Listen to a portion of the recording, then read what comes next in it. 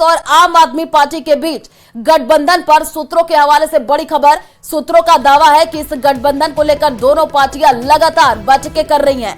कई राउंड की मीटिंग भी हो चुकी है। सूत्रों का दावा है कि आम आदमी पार्टी हरियाणा में 10 सीटों की मांग कर रही है, जबकि कांग्रेस ने 7 सीटों का ऑफर दिया है। सूत्रों ने बताया कि केसी वेणुगोपाल और राघव चड्ढा के बीच तीसरे चरण की मुलाकात में सीटों पर चर्चा होगी और जल्द ही दोनों नेताओं के बीच बैठक भी हो सकती है। तो इस वक्त की ये बड़ी अपडेट आपको दे रहे हैं, जहां पर केसी वेणुगोपाल और राघव चड्ढा की बैठक हुई है। सूत्रों के हवाले से ये बड़ी जानकारी, हरियाणा विधानसभा चुनाव से जुड़ी हुई ये बड़ी अपडेट है। आपको 7 सीट देने के लिए कांग्रेस तैयार है और आपने जो है 10 विधानसभा सीटों की जो है मांग रखी है। कांग्रेस और आम आदमी पार्टी आज जो है सीट शेयरिंग पर बातचीत करेंगे।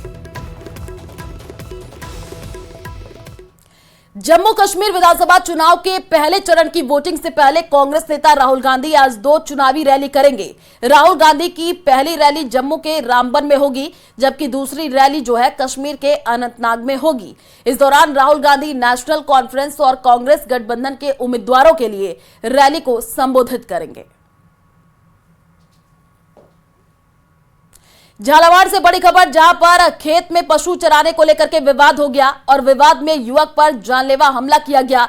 2 नामजद सहित बाकी आरोपियों ने हमला किया है। हमले में गंभीर रूप से घायल को अस्पताल पहुंचा दिया गया है। जिला अस्पताल से गंभीर हालत में जो है कोटा रेफर किया गया है। घटना से गुस्साए लोगों ने NH 52 पर जाम लगा दिया है। तो यह बड़ी जानकारी आपको देना है। खेत में पशु चराने को लेकर के विवाद इतना ज्यादा बढ़ गया कि जानलेवा हमला कर दिया गया। जिला अस्पताल से गंभीर हालत में कोटा रेफर किया गया है और घटना से गुस्साए लोगों ने NH 52 पर जाम लगा दिया। उसकी तस्वीर भी आपको टीवी स्क्रीन पर दिखा रहा है। 2 नामजद सहित बाकी आरोपियों ने जो है हमला किया। अब इस पूरे मामले की जांच पड़ताल की जा रही है। तो विवाद में युवक पर जानलेवा हमला हुआ है और लोगों में अब आक्रोश भी देखने को मिला है और रास्ता भी जाम कर दिया गया। ज्यादा जानकारी के लिए संवाददाता तरुण हमारे साथ फोन लाइन पर जुड़ चुके हैं। तरुण, क्या कुछ ये पूरा मामला रहा, विस्तार से बताइए। विवाद इतना ज्यादा बढ़ गया है कि लोग सड़क जाम करते हुए दिखे।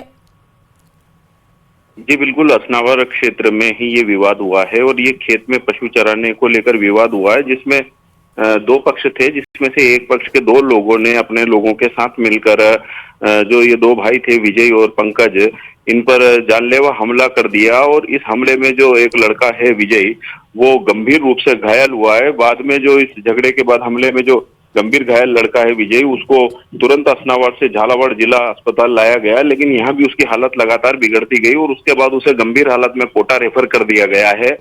बाद में ग्रामीणों को जब इस घटना की जानकारी मिली तो उसके बाद ग्रामीणों में खासा गुस्सा नजर आया और ग्रामीणों ने असनावर में प्रदर्शन किया और बाद में ये जो ग्रामीण है, ये अभी जो कस्बे से गुजरने वाला जो NH 52 है, वहां पर सड़क पर बैठ गए हैं और जाम लगा दिया है। सारे मामले में जो ग्रामीण हैं, वो जो हमलावर लोग हैं, उनकी गिरफ्तारी की मांग कर रहे हैं। ठीक है, आप नजर बना करके रखिए, अपडेट आपसे आगे मिलेंगे। फिलहाल शुक्रिया तमाम जानकारी साझा करने के लिए। बहराइच भेड़ियों के आतंक से 50 गांव के लोग दहशत में हैं। अब तक आदमखोर भेड़ियों के हमले में 9 बच्चों समेत 10 लोगों की मौत हो चुकी है। कई लोग हमले में घायल भी हो चुके हैं। भेड़ियों को पकड़ने के लिए वन विभाग की अलग अलग टीमें जुटी हुई है, लेकिन 2 आदमखोर अब भी पकड़ से दूर हैं। अलग अलग तस्वीर आपको दिखा रहे हैं। भेड़ियों का खौफ लोगों में जो है बना हुआ है। ड्रोन से निगरानी की जा रही है और धमाकों से जो है भेड़िया भागेगा, इस वजह से धमाके भी किए जा रहे हैं। गांव की पहरेदारी की जा रही है। ग्रामीण खुद पूरी रात जग करके पहरेदारी कर रहे हैं। गन्ने के खेतों में तलाशी भी की जा रही है। तो अलग अलग तस्वीर आपको दिखा रहे हैं, जहां पर आप देखिए कि कैसे ड्रोन से निगरानी की जा रही है। बहराइच में आदमखोर भेड़ियों का खौफ बरकरार है। सिकंदरपुर गांव में भेड़ियों से बचने के लिए लोग लाठी टॉर्च के साथ रात भर पहरेदारी कर रहे हैं। गांव में देसी जुगाड़ से बंदूक बना करके उसमें बारूद भर करके धमाका किया जा रहा है, ताकि आदमखोर भेड़िया गांव के आसपास भी ना भटक सके। तो वही ग्राम प्रधान गाड़ी में लाउड स्पीकर लगा करके गांव वालों को सतर्क रहने और घर का दरवाजा बंद रखने की भी अपील कर रहे हैं। तो 3 तस्वीरें आपको टीवी स्क्रीन पर दिखा रहा है। आप देखिए, लोगों को जागरूक भी किया जा रहा है कि लोग जो है जितना हो सके घरों में ही रहे। सावधान सावधान सावधान, आप सभी ग्रामवासियों को सचेत किया जाता है कि आपके क्षेत्र में जंगली जंतुओं द्वारा रात भेड़िए के अटैक से ग्रामीण दहशत में हैं और अब पुलिस ने जहां एक और दिन में पेट्रोलिंग शुरू की है तो वहीं देर रात गांव में चौपाल भी की जा रही है। ऐसे ही एक गांव में न्यूज 18 की जो टीम है वो पहुंची। रात के लगभग 1 बजे ग्रामीणों को पुलिस ने अलर्ट रहने की हिदायत दी। तो आप तस्वीर भी देख पा रहे हैं कि कैसे जो है लोगों को जागरूक किया जा रहा है और लोग भी एक जगह पर बैठे हुए नजर आए। रात का वक्त है और इस वक्त न्यूज 18 टीम एक बार फिर से एक गांव के मोड़ पर खड़ी है। मेरे ठीक पीछे आप देख सकते हैं कि ये पुलिस खड़ी है। ये पुलिस किसी के झगड़े को निपटाने के लिए नहीं खड़ी है, बल्कि भेड़िए की जो दहशत से लोग अफवाहें फैला रहे हैं या अफवाहों का बाजार गर्म है या लोग सुनी सुनाई बातों पर विश्वास करें, उन भ्रमों को दूर करने के लिए कि यहाँ पुलिस ने चौपाल लगाई है। और आप देख सकते हैं कि जहां तक कैमरे की नजर जा रही है ये सैकड़ों लोग बैठे हैं।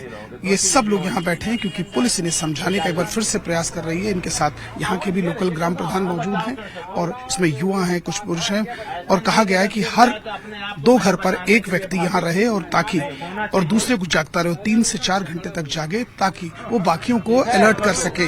और ऐसे में इनको बताने का भी प्रयास किया जा रहा है क्योंकि बिना लाइट, बिना रोशनी, बिना डंडे के कोई बाहर न निकले और हर दूसरे तीसरे घर में एक व्यक्ति अलर्ट रहे ताकि अन्य 2 घरों को भी अलर्ट कर सके। विजिलेंस गोपीगिरी के साथ अमित गंजू, न्यूज 18 बहराइच। ममता सरकार ने बंगाल विधानसभा में महिला सुरक्षा पर एंटी रेप बिल पेश किया। टीएमसी सरकार ने विधानसभा में जो है अपराजिता महिला एवं बाल विधेयक पेश किया जिसमें दोषियों के लिए मृत्यु दंड का प्रावधान है। लेकिन इस बिल पर इंडिया गठबंधन में शामिल पार्टी ने ही सवाल खड़े कर दिए। वहीं बीजेपी ने इसे ध्यान भटकाने की कोशिश कहा है। देखिए रिपोर्ट।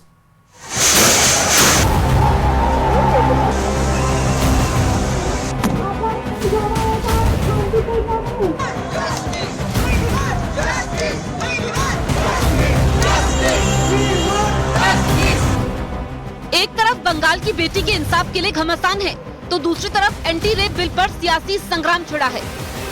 প্রধানমন্ত্রী করতে পারেনি বলে আমরা করেছি। প্রধানমন্ত্রী আপনি দেশের লজ্জা। कोलकाता निर्भया कांड को लेकर देश भर में जबरदस्त आक्रोश और नाराजगी के बाद ममता सरकार ने एंटी रेप बिल को पास कर दिया। बंगाल विधानसभा में एंटी रेप बिल पेश करते करते ममता बनर्जी ने पीएम मोदी समेत बीजेपी के सीएम का इस्तीफा मांग लिया। আপনি মেয়েদের প্রোটেকশন দিতে পারেন না, তাই আপনার পদত্যাগ মন্ত্রীর পদত্যাগ দাবি করছি। ममता सरकार ने अपराजिता महिला और बाल विधेयक 2024 पास तो कर लिया, लेकिन इस बिल के लाने के बाद भी ममता सरकार जन आक्रोश से घिरी है। विपक्ष इसे ममता का डैमेज कंट्रोल बता रहा है। पहले आपको ये बताते हैं कि बंगाल सरकार के इस अपराजिता विधेयक में खास क्या है। इसमें सबसे बड़ा प्रावधान 10 दिन में फांसी की सजा का है। रेप पीड़ित की मौत होने या उसके कोमा में जाने पर दोषी को 10 दिन में फांसी की सजा होगी। नए बिल के मुताबिक पुलिस को रेप केस की जांच 21 दिन में पूरी करनी होगी। विशेष परिस्थितियों में इसे 15 दिन तक बढ़ाया जा सकता है। रेप गैंगरेप के दोषियों को पैरोल के बिना उम्र कैद की सजा होगी। रेप के मामलों में मदद करने वालों पर 5 साल तक की सजा का प्रावधान है। हर जिले में अपराजिता टास्क फोर्स बनाई जाएगी। रेप, एसिड अटैक और छेड़छाड़ जैसे मामलों में ये टास्क फोर्स एक्शन लेगी। रेप पीड़ित की पहचान उजागर करने वालों को 3 से 5 साल की सजा का प्रावधान है। যে মেন অ্যাকিউজটাকে অ্যারেস্ট করবার জন্য এবং 164 জনের একটা সাইবার ক্রাইম টিম তৈরি করা হয়েছিল সমস্ত খতিয়ে দেখার জন্য। আমরা পুলিশকে বলেছিলাম ফাস্ট ট্র্যাক আদালতে গিয়ে ফাঁসির আবেদন জানাতে এবং সময়ও বেঁধে দিয়েছিলাম, কিন্তু মঙ্গলবার দিন সিবিআই হয়ে যায় কোর্টের অর্ডারে। ঠিক আছে, আমার কোনো তাতে প্রবলেম নেই, আমাদের কারোরই থাকার কথা নয়। আমরাও এখন তাছাড়াও আমরা একটা নারী সুরক্ষা যেটা রাত্রি সাথী করেছি, যেখানে পরিষ্কার বলা হয়েছে যে মহিলারা যত কম সম্ভব 12 ঘন্টা ডিউটি করবে। যদি এমার্জেন্সি থাকে তার ডিউটি ডাক্তার বাড়াবে। তার কারণ মেয়েদের মনে রাখতে হবে কেন করেছে সেটা আমাদের ব্যাপার, আপনি কেন কথা বলছেন। ममता सरकार ने अपराजिता महिला एवं बाल विधेयक को क्रांतिकारी बताया तो बीजेपी ने इसे ध्यान भटकाने वाला और बंगाल सरकार का नया ड्रामा बता दिया। असेंबली में इतिहास हो गया। आज देखिए पूरा देश में पहली बार ये बंगाल सरकार, ममता बनर्जी का सरकार एक बिल पास किया, यह रेप एंड मर्डर का कड़ी से कड़ी तक पूरा ये life sentence till death and मृत्युदंड, इसका ऊपर बिल पास हो गया। गवर्नर साहब को अभी तुरंत ये बिल वो साइन कर देना चाहिए। ऑलरेडी न्याय संहिता के ऊपर न्याय संहिता है जो इम्प्लीमेंट भी हो चुका है और जिसमें डेथ सेंटेंस का भी प्रावधान है। तो ममता बनर्जी की ये जो उन्होंने लॉ लाए ये पूरी तरीके से ड्रामाबाजी है और इसको दिखाने के लिए हमारे विधायक लोगों ने समर्थन किया, लेकिन ये जाके सुप्रीम कोर्ट में चैलेंज होगा और सुप्रीम कोर्ट में चैलेंज होने के बाद ये कैंसिल होगा। अब इसे राज्यपाल के पास भेजा जाएगा, उसके बाद ये राष्ट्रपति के पास जाएगा। दोनों जगह पास होने के बाद ये बिल कानून बन जाएगा। सवाल ये भी है कि क्या ममता बनर्जी का अपराजिता एंटी रेप बिल कानून बन पाएगा, क्योंकि ये पहली बार नहीं है जब कोई राज्य सरकार इस तरह का कानून लेकर आई हो। इससे पहले साल 2019 में आंध्र प्रदेश की सरकार दिशा विधेयक लेकर आई थी। साल 2020 में महाराष्ट्र सरकार शक्ति विधेयक लेकर आई थी। दोनों को राज्य विधानसभाओं में सर्वसम्मति से पारित किया गया था, लेकिन आज तक किसी को भी राष्ट्रपति की मंजूरी नहीं मिली है। दीदी ने दबाव में और आरजी कर कॉलेज में जो बीभत्स घटना हुई है बेटी के साथ, उससे ध्यान भटकाने के लिए अब ये कानून लेकर आई है। दीदी पहले क्यों नहीं लाई? पहले संवेदनशीलता क्यों नहीं दिखाई? और इस कानून के तहत मैं एक ही सवाल करना चाहता हूं, आरजी कर कॉलेज की घटना में जो अपराधी है उनको तो सजा मिले ही फांसी की, लेकिन क्या शेख शाहजहां जैसे लोग भी फांसी की सजा पाएंगे? ममता सरकार की लाए इस विधेयक में एक प्रावधान ये है कि रेप केस में कोर्ट की कार्यवाही को प्रिंट या पब्लिश करने से पहले सरकार की इजाजत लेनी होगी। इस पर विपक्ष ने सवाल किया कि क्या ममता सरकार रेप जैसे गंभीर मामलों में अपनी सरकार की लापरवाही पर पर्दा डालने के लिए ये विधेयक लेकर आई है। कानून को सख्त होना होगा, सजा होनी होगी, लेकिन ये भी नहीं कि 10 दिन के अंदर आप अपराधी को पकड़कर मृत्युदंड दे दें। इसमें बहुत सारे निर्दोष लोगों को लोग फंसा के भी उनको कटघरे में खड़ा कर सकते हैं। तो कानून को अपना समय भी देना बहुत जरूरी है। आनन फानन में इस तरह का कानून पारित करना भी सही नहीं है। आज जो पश्चिम बंगाल की विधानसभा में दिखा, उसके बारे में मैं कहना चाहता हूं कि ममता जी, कानून में एक से एक सख्त प्रावधान उपलब्ध हैं, परंतु प्रावधान कितने भी सख्त हों, लागू करने वाले की मंशा भी उतनी साफ और सख्त होनी चाहिए। बंगाल में लॉ एंड ऑर्डर पर ममता गिरी है। बीजेपी का आरोप है कि बंगाल में अपराध का बोलबाला है। विपक्ष का कहना है कि इस कानून को लेकर भी ममता बनर्जी अपनी साख पर लगे दाग को मिटा नहीं पाएंगी। और जिस अपराजिता कानून पर बंगाल सरकार तेरा कानून मेरा कानून की राजनीति कर रही है, क्या कानून बनाने के बाद भी इंसाफ मिल पाएगा? और चले रुक करते हैं बड़ी खबर की ओर। जोधपुर में झमाझम बारिश का दौर देखने को मिल रहा है। कई इलाकों में जम करके बारिश हो रही है और बारिश के चलते कई इलाकों में पानी भी भर गया है। तस्वीरें सामने आई हैं, सड़कें पूरी तरीके से जलमग्न हो चुकी हैं। आप देखिए कि भारी बारिश की वजह से लोगों को कितनी परेशानियों का सामना करना पड़ रहा है। सड़कों पर जलभराव की स्थिति देखने को मिल रही है और कई ऐसे इलाके हैं जहां पर पानी भरा हुआ है। जोधपुर से आपको ये जानकारी दे रहे हैं जहां पर मानसून जो है वो सक्रिय हो गया है। झमाझम बारिश देखने को मिल रही है, कई इलाकों में जम करके बारिश हो रही है। तो कई जगहों पर अलर्ट भी जारी किया गया है। फिलहाल 2 तस्वीरें आपको टीवी स्क्रीन पर दिखा रहे हैं। पहली तस्वीर देखिए, सड़कें पूरी तरीके से जलमग्न हो चुकी हैं। दूसरी तस्वीर, जगह जगह पर पानी भरा हुआ है, लोगों को काफी दिक्कतों का सामना भी करना पड़ रहा है, लोग घरों से बाहर नहीं निकल रहे हैं। तो 2 तस्वीरें आपको दिखा रहे हैं और ज्यादा जानकारी के लिए संवाददाता चंद्रशेखर हमारे साथ फोन लाइन पर जुड़ चुके हैं। चंद्रशेखर, तस्वीरें हम अपने दर्शकों को दिखा रहे हैं, भारी बारिश का दौर भी देखने को मिल रहा है और जलभराव की स्थिति, क्या कुछ अभी वहां से तस्वीरें देखने को मिल रही हैं? देखिए, बात करें तो जोधपुर में लगभग 2 घंटे से लगातार तेज बारिश का दौर जारी है, जिसके चलते पूरे शहर में जो है पानी ही पानी हो गया। हर तरफ सड़कों पर पानी है। अगर भीतरी शहर की बात करें तो एक नदी की तरह पानी उफान मारकर जो है पानी बह रहा है। इसके अलावा जो ओसिया है वहां पर एक रानीखेत एक्सप्रेस को जो है रोका गया, क्योंकि मिट्टी जो है खिसक गई थी पटरियों के नीचे। उसके बाद उसको डाइवर्ट करके भेजा गया। शहर के हालात ऐसे हैं कि लोगों का जीवन जो है अस्त व्यस्त हो चुका है, चारों तरफ पानी पानी है। हमारे साथ कुछ लोग हैं, बात करने का प्रयास करेंगे। सर, पानी की क्या स्थिति है यहाँ पे? बहुत भयंकर स्थिति है यहाँ पे पानी की। कम से कम 2-2 फुट 3-3 फुट पानी बह रहा है। सर, क्या हालात है? हालात को देखते हुए बहुत अति संवेदनशील हालात हो रखे हैं। जोधपुर की जो पोजीशन है, जोधपुर की जो पानी का ड्रेनेज सिस्टम नहीं होने के कारण रोडों के ऊपर 3-3 4-4 फीट पानी की हो रखी है। घरों में पानी जा रहा है, लोगों के गाड़ियां बंद हो रही है। और अगर ये बरसात इसी टाइप से चलती रही तो आने वाले समय में जोधपुर शहर के लिए बहुत विकट परिस्थिति हो सकती है। सर, बात करें तो शहर में ऐसे हालात कई बार होते हैं, आखिर इसका समाधान क्या है और कौन जिम्मेदार है इसके लिए? इसकी जिम्मेदार प्रशासन है। कोई भी तरह का पिछले इतने वर्षों से हम पब्लिक हल्ला हो कर रही है और कोई तरह की गवर्नमेंट की तरफ से इसके लिए कोई भी पानी निकलने का ड्रेनेज का कोई सिस्टम नहीं कर रखा है। इसके लिए पब्लिक और आम जो मोहल्ले वाले जो कॉलोनी वाले रह रहे हैं उन लोगों के लिए बहुत बड़ी आफत हो सकती है और इसमें कुछ बड़ी घटना भी होने की संभावना रहती है। देखिए, बात करें तो जोधपुर शहर का ड्रेनेज सिस्टम पूरी तरह से जो है नाकारा और खराब हो चुका है।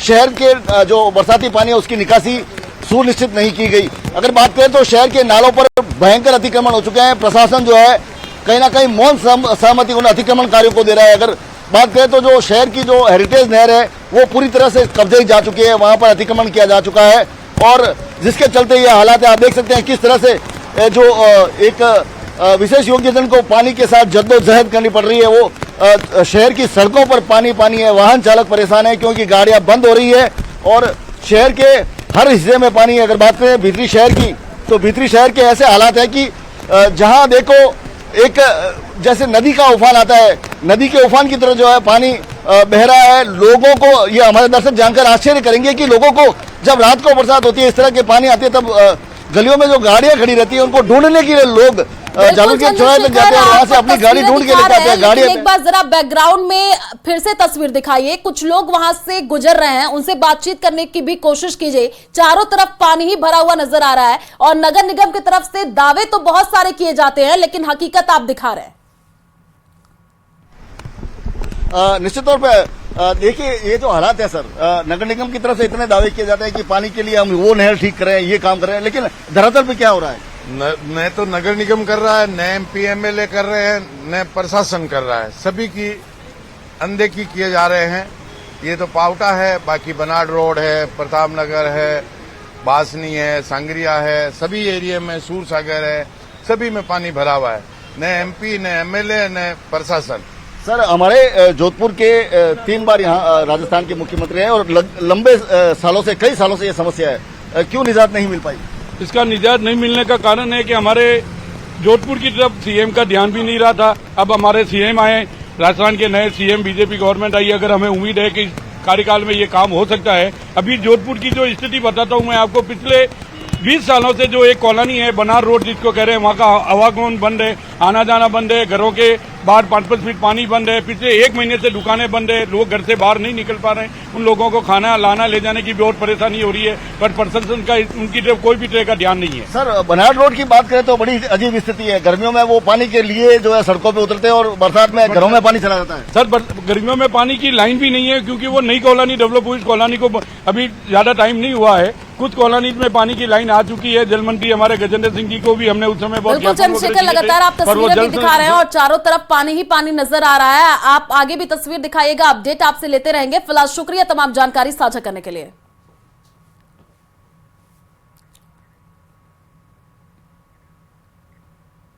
और जयपुर में भारी बारिश से हाहाकार मचा हुआ है। भारी बारिश के बाद सड़कों पर पानी भर गया है। बारिश का गंदा पानी लोगों के घरों तक में घुस गया है, जिसकी वजह से लोगों को काफी परेशानियां हो रही हैं। वहीं सिनोदिया गांव में तालाब ओवरफ्लो हो गया है, जिसकी वजह से निचले इलाकों में पानी भर गया है। तो तस्वीर आपको टीवी स्क्रीन पर दिखा रहा है। भारी बारिश की वजह से लोगों के घरों में जो है गंदा पानी जो है घुस गया है, जिससे परेशानी लोगों को कितनी हो रही है वो भी आप तस्वीरों के जरिए अंदाजा लगा पा रहे हैं। पहली तस्वीर देखिए, घरों के भीतर कैसे पानी घुसा हुआ है और यहाँ पर सामान जो है पानी में ही डूबे हुए दिख रहे हैं। और दूसरी तस्वीर आपको दिखा रहे हैं, सड़कों की ये तस्वीर है। यहाँ पर भी लोगों को कितनी परेशानी हो रही है आप देखिए।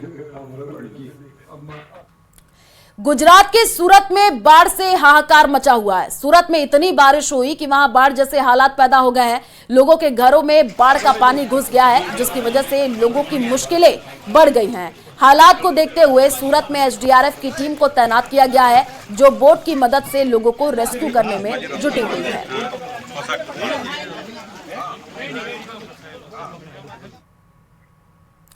हिमाचल प्रदेश में आपको बता दें कि बिलासपुर के स्वार घाट में भारी बारिश के बाद सड़कों पर सैलाब आ गया है। सड़कों पर कमर तक पानी भर गया है और सैलाब की रफ्तार के साथ सड़क पर खड़ी गाड़ियां भी पानी में तैरती हुई दिख रही हैं। लगातार हो रही बारिश की वजह से ये पूरा इलाका भीषण सैलाब की चपेट में है। तो आप देखिए हिमाचल प्रदेश के बिलासपुर की ये तस्वीर, एक कार आपको दिख रही है जो कि पानी में फंसी हुई दिख रही है। भारी बारिश की वजह से सड़कों पर पानी भरा हुआ है, वाहन चालकों को भी काफी दिक्कतों का सामना करना पड़ रहा है।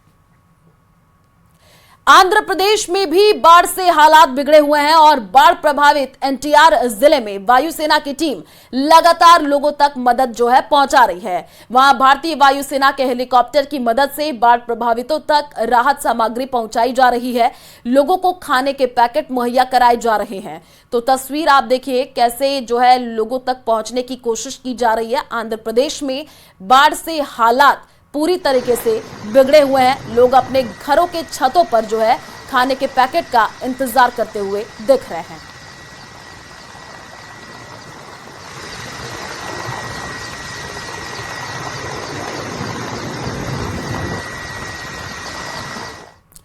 जैश के सरगना मसूद अजहर ने बहुत बड़ी गलती कर दी है। मसूद अजहर ने एक पोस्टर रिलीज किया है, जिसके बाद जैश आतंकियों को डर है कि अगली सर्जिकल स्ट्राइक मसूद अजहर के हेडक्वार्टर बहवालपुर में ना हो जाए। यही वजह है कि मसूद अजहर अब अपने काठमांडू प्लेन को लेकर के बहुत ज्यादा घबरा गया है। देखिए report. Good evening, this is your captain speaking. Delhi तक का सफर हम 1 घंटा और 55 मिनट में पूरा करेंगे। इंडियन एयरलाइंस का प्लेन हाईजैक। जब देश में नेटफ्लिक्स वेब सीरीज IC-814 पर विवाद हुआ है, तब इसी मुद्दे के साथ आतंकी मसूद अजहर का एक बधाई पोस्टर खुफिया एजेंसियों के बीच खूब वायरल हो रहा है।